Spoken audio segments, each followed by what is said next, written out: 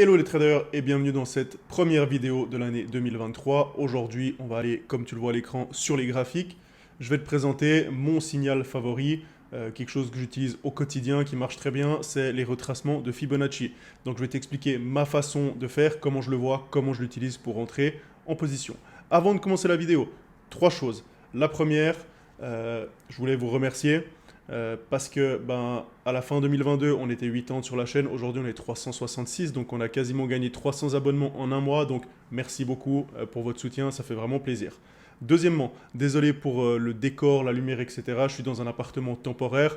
Donc, ce n'est pas des conditions idéales pour filmer, pour faire une vidéo. Mais voilà, je voulais quand même sortir la première vidéo de l'année. Et troisième chose, n'oublie pas de t'abonner à la chaîne. Hein, ça fait plaisir. Et puis, c'est le meilleur moyen de me soutenir. Sur ce, je te remercie et puis à tout de suite dans la vidéo. Voyons donc ce qu'est ce fameux Fibonacci. Encore un petit point avant de débuter, comme je te l'ai dit en intro, je suis dans un appart de transition, donc la table sur laquelle je suis, elle est toute pourrie et elle fait que de trembler. Donc pour éviter des tremblements désagréables sur la vidéo, aujourd'hui exceptionnellement, je ne montrerai pas ma vieille tête. Ok. Donc, Fibonacci.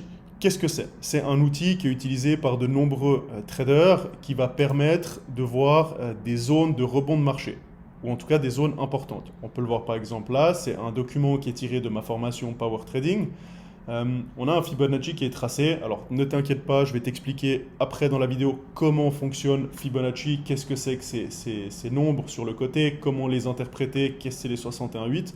Mais pour te montrer que là, il y a un Fibonacci qui est tiré et on voit la zone 61 ici, eh ben, elle a fait obstacle, elle bloque le cours et ça le repousse. Donc on voit que les zones Fibonacci, il y en a certaines qui sont importantes, pas toutes. Après, tout dépend de ton trading, mais par exemple, la zone 61,8 que tu peux voir ici, qui est vraiment la dernière, c'est ce qu'on appelle le nombre d'or, donc c'est la plus importante. Bref, si tu veux en savoir plus, on va dire sur comment Fibonacci, qui est Fibonacci, parce que c'est un mathématicien, comment il a découvert le théorème, parce que ça va plus loin que le trading. À la base, Fibonacci, c'est quelque chose qui est pour l'univers et qui est utilisé pour plein de choses. Mais voilà, si ça t'intéresse, tu peux taper Fibonacci sur Google, tu trouveras plein de choses. Restons dans le trading. Je disais donc, Fibonacci va nous permettre de retracer des zones et des points importants du marché où il est susceptible de se passer quelque chose. Pourquoi c'est intéressant? Parce que les marchés n'évoluent pas de façon linéaire. C'est-à-dire le marché, ils ne vont pas monter, ensuite descendre en ligne droite, remonter en ligne droite. On le voit ici, avec l'écran, j'ai le DAX.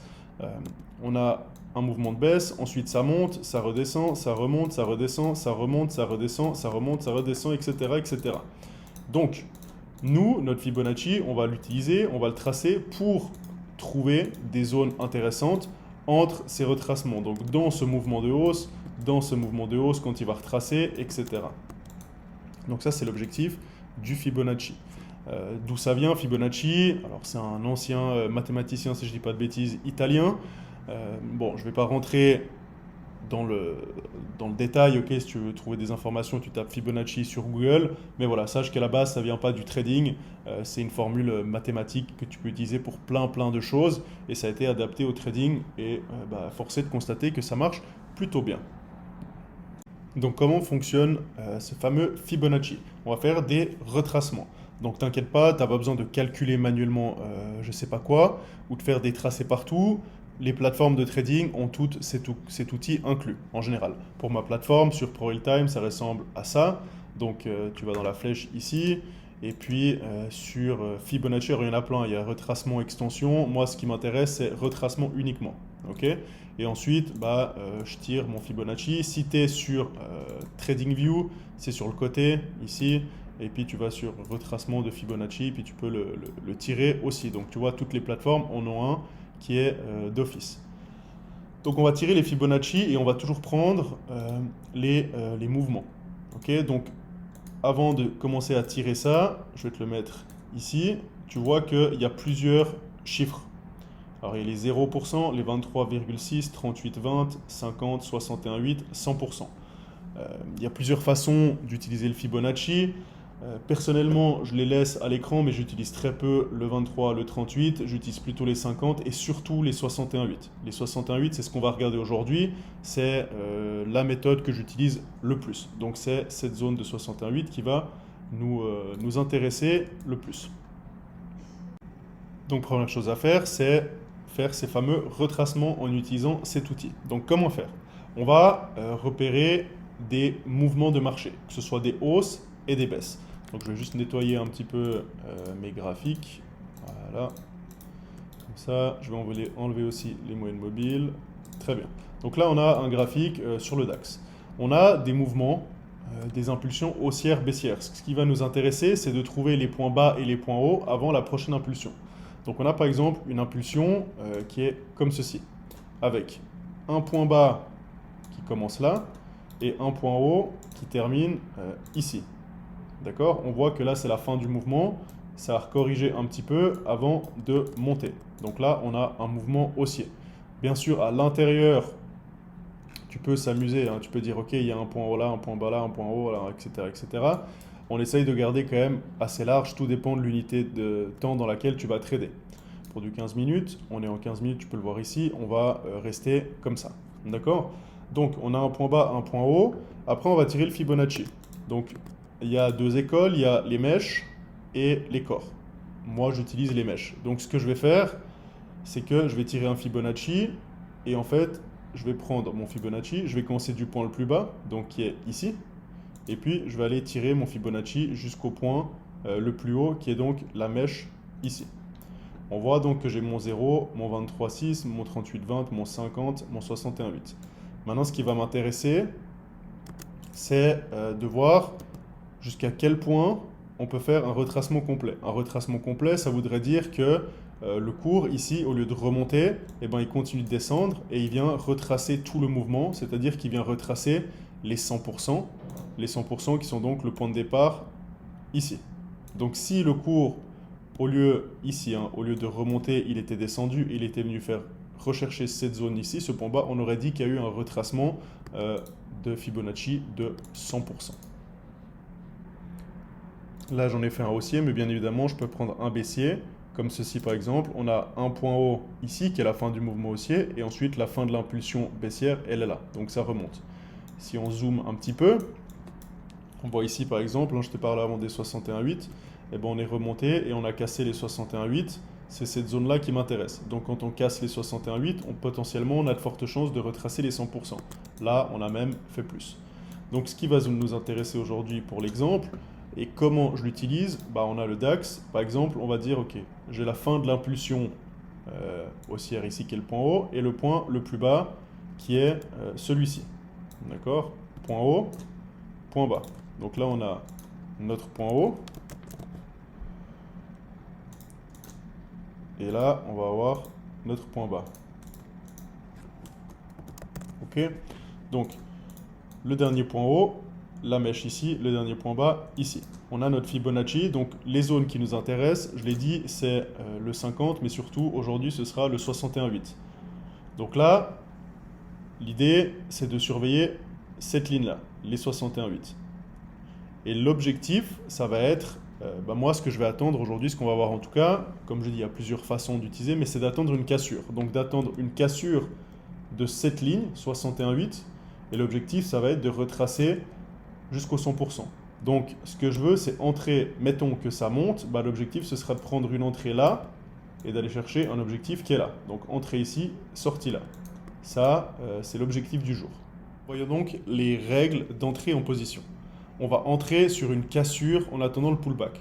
Donc j'entends bien une cassure des 61,8.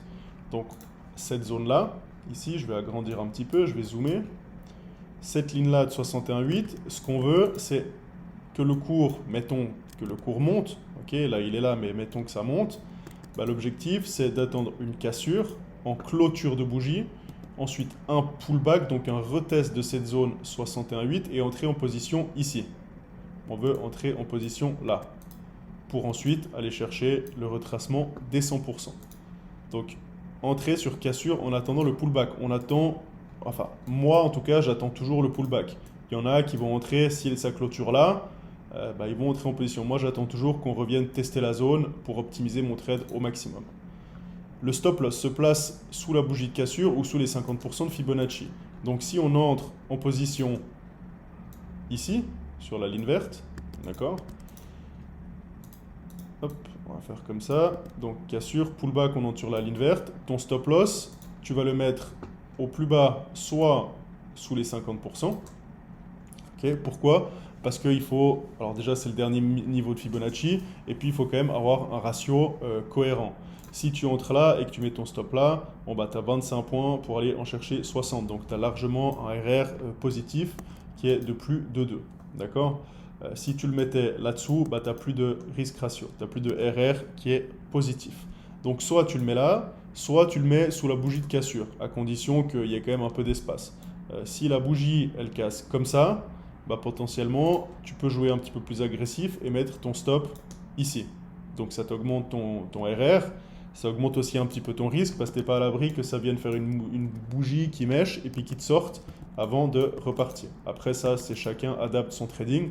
Moi, j'aime bien laisser un petit peu plus d'espace, prendre un petit peu plus de sécurité. Et puis, bah, ma foi, mon RR, il est un tout petit peu moins bon, mais il reste quand même largement au-dessus de 1,5 voire 2. Hein. Quand tu prends des 61,8 ou 100%, en général, tu as un ratio de 2 minimum.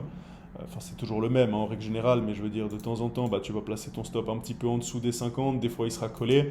Donc voilà, mais tu es toujours au-dessus des 2. Donc c'est ça qui est intéressant. L'objectif, je l'ai dit, c'est les 100% du retracement. Donc on entre en position là, mais l'objectif, c'est d'aller chercher ces 100%. Ensuite, on va prioriser la tendance de fond. Ça veut dire quoi? Ça veut dire que là, on voit qu'on est un peu en baisse, mais si on prend un peu de hauteur, on voit qu'on a un graphique qui est plutôt haussier. Ok? Ça monte, ça descend, ça monte, ça descend, mais on est plutôt haussier. Donc potentiellement, je vais plutôt favoriser les 61,8 qui vont monter.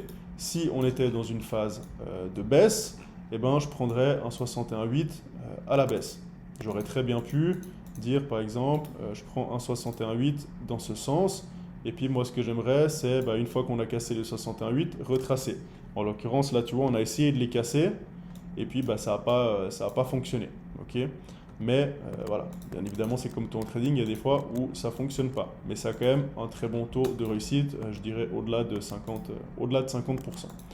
Donc, je disais, c'est mieux de favoriser la tendance de fond. Donc là, on est en tendance de fond haussière. Je vais favoriser les Fibonacci qui vont faire des retracements haussiers. Si on était dans une tendance baissière, je favoriserais les Fibonacci qui vont retracer les mouvements baissiers. D'accord? Donc je favoriserais plutôt des trucs comme ça, casser les 61,8 dans ce sens, etc. etc.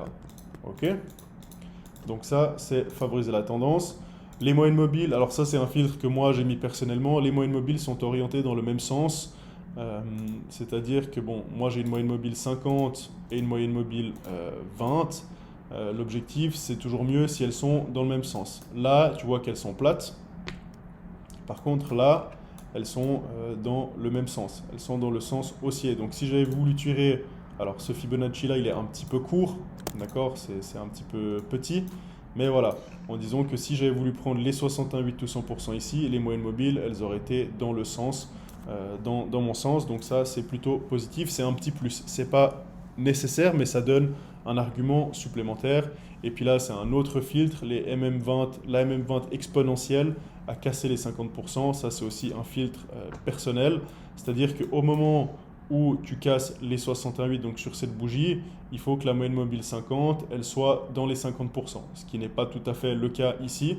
Mais voilà, là aussi, c'est un petit filtre personnel.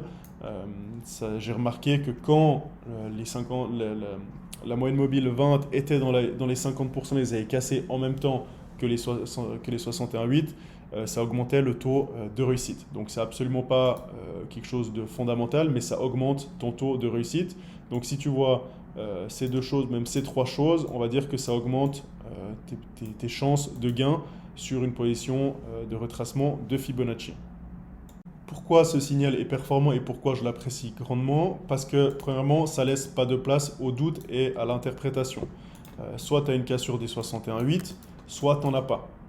D'accord? Tu peux pas dire c'est à peu près cassé ou pas tout à fait. Ensuite, ton stop, bah, tu sais où tu le places. Soit tu le places sous les 50, toujours la même chose, soit tu le places sous la bougie qui casse, comme je l'ai montré avant. Sous les 50, sous la bougie qui casse. Si tu as une bougie qui casse comme ça, eh ben, tu vas mettre ton stop en dessous. ou alors sous les 50. Donc, il n'y a pas de place au doute. L'objectif, c'est toujours les 100%. Donc là aussi, tu peux laisser couler, mais voilà, dans la théorie, c'est comme ça. Donc c'est une règle de suite précise. Le ratio est toujours bon, minimum 2, mais il est toujours plus en général. Et il y a un bon taux de réussite qui est supérieur à 50% par rapport à ce que j'ai vu et analysé.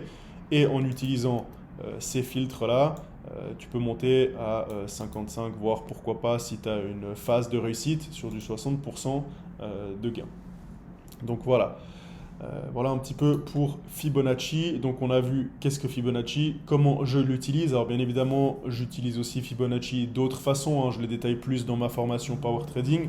Aujourd'hui, l'objectif, c'était de voir comment je l'utilise pour entrer en position en tant que signal pur. Voilà, c'est déjà la fin de cette vidéo. Je te remercie d'être resté jusqu'au bout. Tu connais maintenant une des façons dont j'utilise Fibonacci. C'est un signal super efficace. Donc, regarde de nouveau la vidéo, prends des notes. Si tu as des questions, mets-les en commentaire ou écris-moi sur Instagram, smj.traders. N'oublie pas de t'abonner si c'est déjà fait. Et puis, si tu veux aller plus loin, si tu veux te former réellement au trading en ce début d'année, tu as tous les liens en description. Ma formation Power Trading qui est ma formation phare. Sur ce, encore une fois, merci d'avoir regardé la vidéo. Et puis, je te dis à la semaine prochaine. Ciao!